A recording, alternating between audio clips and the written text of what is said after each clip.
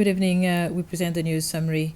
34 new cases of COVID-19 have been recorded since the last update, bringing the total number of cases recorded in Seychelles to 3,862.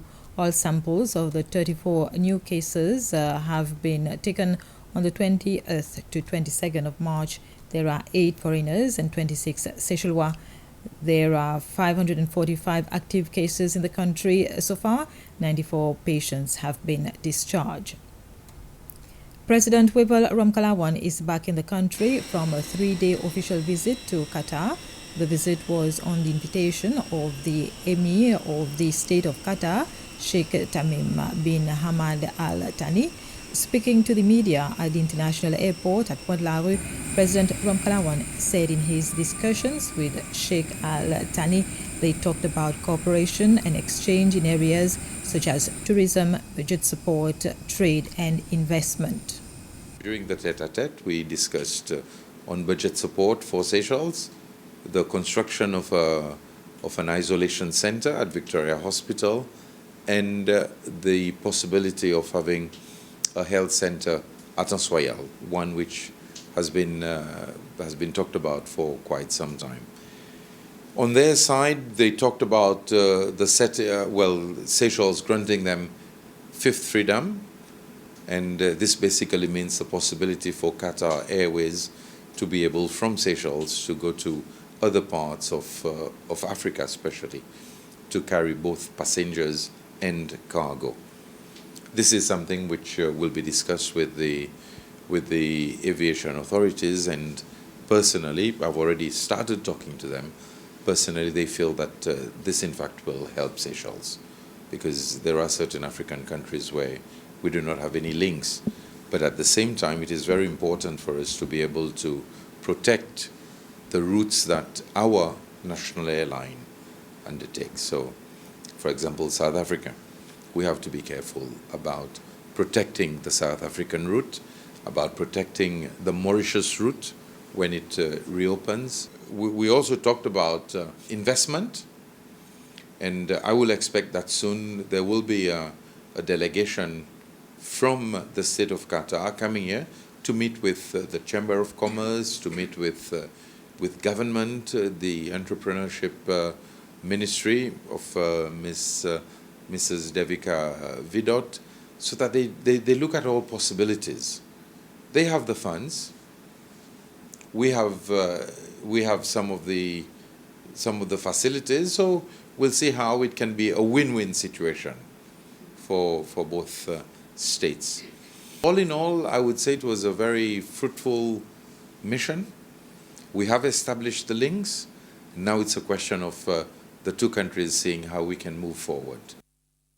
President Ramkalawan was accompanied by the First Lady, Linda Ramkalawan, the Minister for Foreign Affairs and Tourism, Sylvester Radugon, the Minister for Finance, Economic Planning and Trade, Nadia Hassan. The Principal Secretary for Employment, Jules Baker, says that in view of the increase in the number of job seekers on the local market, the Department of Employment will be more stringent in approving applications for people to work beyond the retirement age of 63 years. Mr. Baker indicated that when approval is given for someone to still be in employment beyond the retirement age, his department will be insisting that a succession plan is put in place by the organization where the person is working. There is more job seekers in the labor market who can take over the jobs that are being occupied now by people going to reach retirement age. So when we look at the statistics, we see that there is still requests coming in, and it is in various positions. It could be higher skilled, semi-skilled, or even low skill level. So what we plan to do is to ensure that we work with the employers so that they have a proper retirement plan with the workers, so that they are prepared early, so that there is no frustration when a decision is taken at the age of 63 that they will not remain in employment. This is key. We try to strike a balance between a decision not to approve and a decision to give opportunities for the young people. We are going to be a little bit more stricter during this period But probably next year we will review the decision depending on the COVID situation, because we still see there is a generation gap between those heading towards retirement and those taking up new employment opportunities in the labor market. More stevedores are being vaccinated against the COVID-19 virus. Companies for whom the stevedores work recorded an increase of vaccinated stevedores since the last call was made through the media. The general manager at Hunter-Deltel, Ronnie Matatiken, and the managing director of Len Marine, Hugadon, said that they are optimists that the trend will continue. So far, we have not received any official demands that restrict stevedores that has not taken their vaccinations to work on vessels. The latest update is as this week the Ministry of Health has opened its centers again for first dose to those people who has not taken the vaccine.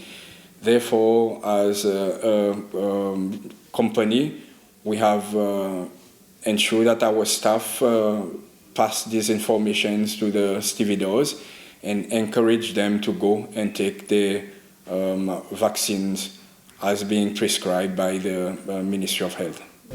From my last interview, we came from 47% to 60%, and we're looking forward for us to carry on.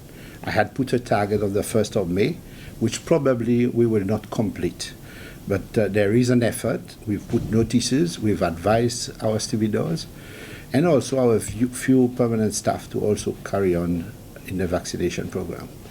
And we are getting there, and we're lucky we have a very understandable company that we're working, which is CFTO, and we've sat and agreed on all the precautions and so on their side and on our side, and they've expressed the wish that all their people also is vaccinated, which I would encourage that there is an agreement between government and these people that this is done, because it will help additional protection. So we are on the right track, and I'm very happy. The government of Seychelles is expected to sign a memorandum of understanding with the International Trade Center, ITC, which will kickstart the African Trade Observatory ATO project in Seychelles. The cabinet gave its approval for the signing of the MOU during its sitting last week. The Principal Secretary for Trade, Sidia Magro, says that ATO is a tool which Seychelles can use to receive information on trade, which will help the private sector and the government when making policies.